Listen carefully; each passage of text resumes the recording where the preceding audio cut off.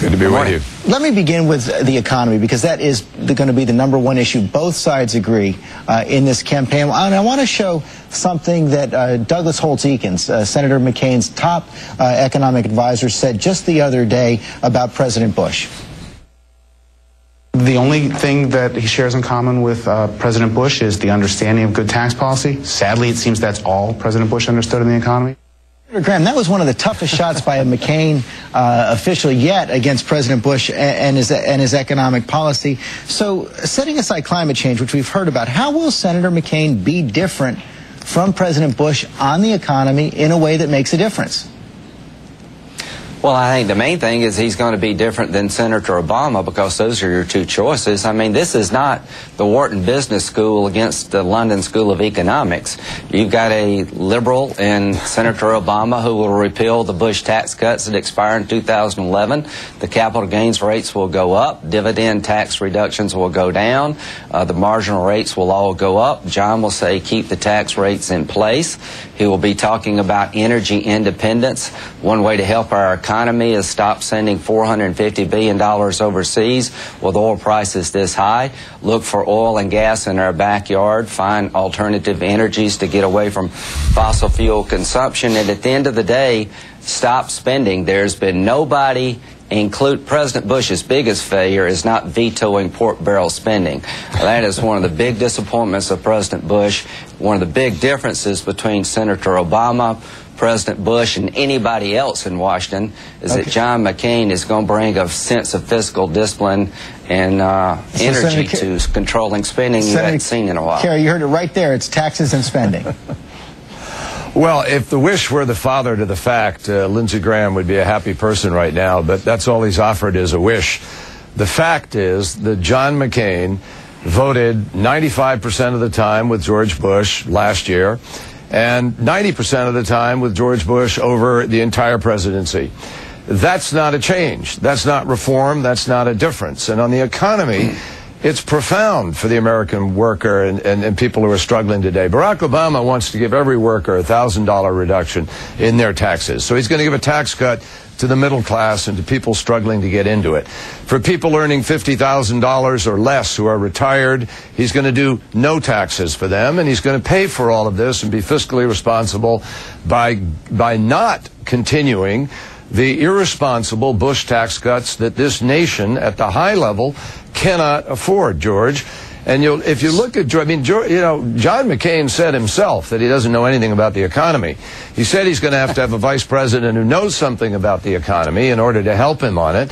And if you look at almost every issue, health care, John McCain doesn't have a policy to be able to try to reform health care and reduce costs. That is a business issue, because businesses are drowning under the weight of health care costs, and you have to have a comprehensive reform. Barack Obama has one. John McCain doesn't. I can go down a long list. Well, let me bring Senator Graham back in on this, because you brought up two. You said the tax policy and the health care policy were essentially, Mr. Senator Graham, John McCain is calling for an extension or maybe even enhancement of the Bush policies.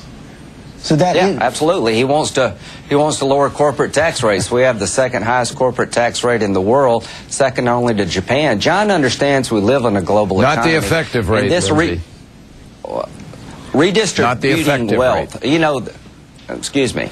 There are good Americans under the Obama world who deserve a tax cut, and there are bad Americans who don't need a tax cut. If you want to keep jobs in America, John Kerry, you need to cut taxes, control regulation, and deal with litigation. If you want to get your kids out of debt, somebody needs to go to Washington and start vetoing these bills, like the supplemental that had $75 billion of spending unrelated to the war, a cultural learning center. John McCain has tried to be a champion of earmark reform. Finally, people are catching up to him. Senator Obama hasn't shaken Washington very much at all when it comes to spending, and he's got one message on taxes: repeal the tax cuts and let the good Americans have some and the bad Americans get nothing. Well, that's just not accurate on every level. First of all, John McCain had an opportunity to be a reformer and to help people with respect to the economy by voting for a windfall profit tax on gas and oil and help the American worker. He declined to do that. He also had an opportunity, Lindsey, if you want to create jobs in America, to vote for an amendment that would have not rewarded companies that take jobs overseas. John McCain voted against stopping companies and taking away an incentive in our tax code, where American taxpayers are actually paying to reward somebody to take a job overseas. John McCain refused to vote against that. John McCain also refused to vote for a jobs tax credit that for companies that create jobs in the United States. On housing, he recently gave a housing speech. He blamed the homeowner for the housing crisis. You know, he has a campaign filled with lobbyists, run by lobbyists, who, but let me just finish this point. Some of whom were actually lobbying for the worst offenders of the predatory practices of the housing crisis. That's not reform. Senator Graham, answer that last point, and then I want to move on.